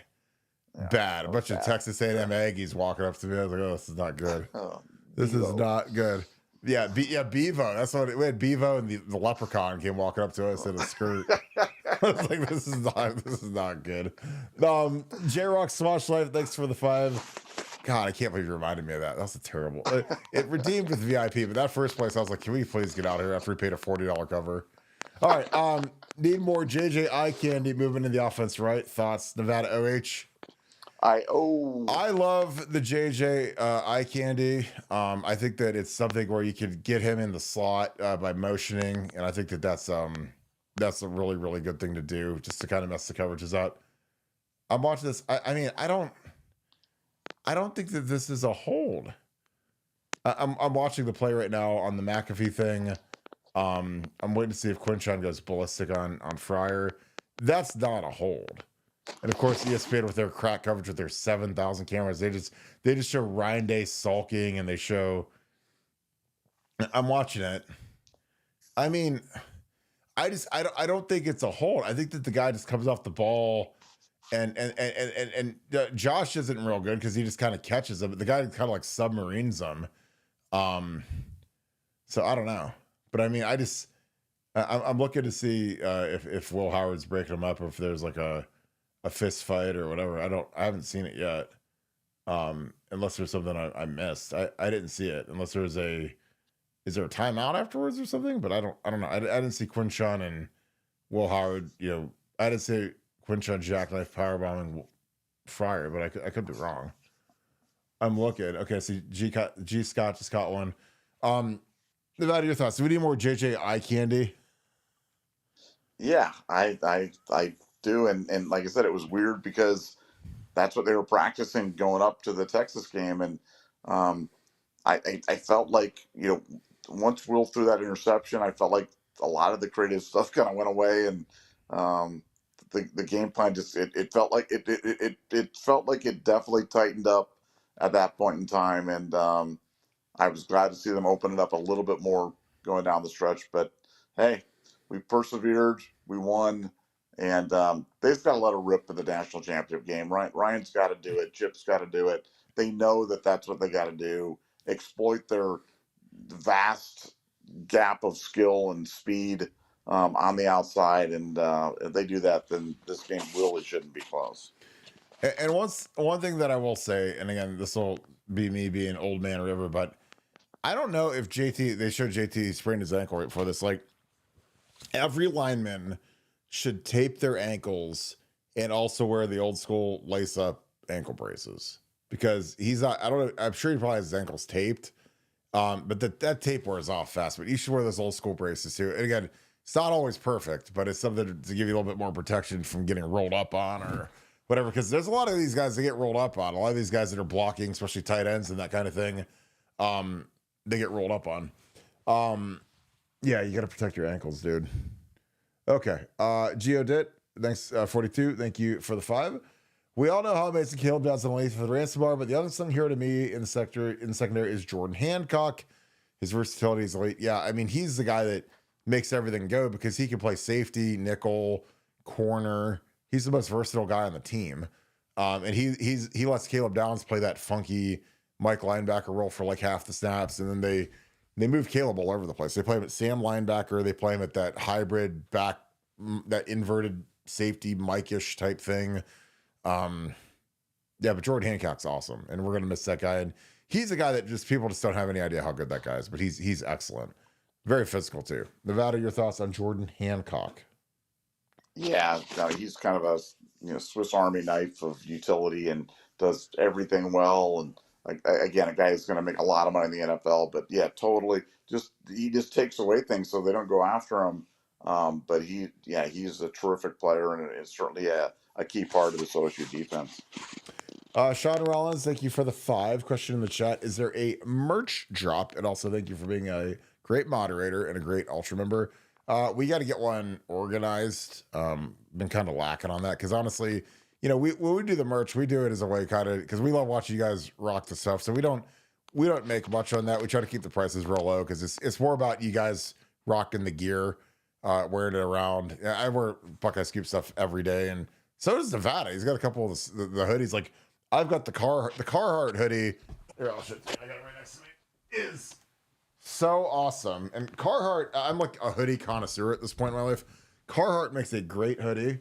So, and we put the American flag on all of our gear. And so you get the flag printed on the sleeve, which is awesome. But the Carhartt hoodie is like my favorite clothing item. It's amazing how nice it is. So we'll get a merch drop organized, I promise. I know that you guys and in the comments, let me know what you guys want. If you guys want hoodies, shirts, colors, brands, we're always kind of open to everything. We try to make it as convenient as possible for you guys. Studley Budley, thanks for the 10. It's pretty cool. Trust spent some time this season with both Day and Freeman. How much weight do you think that carried for each coach this season? Well, I think maybe not a lot, but I think a decent amount because Tress has won 5 national titles or whatever between Youngstown and Ohio State, and he knows how to win playoffs and how to get a team primed and ready to go. And he's just smart.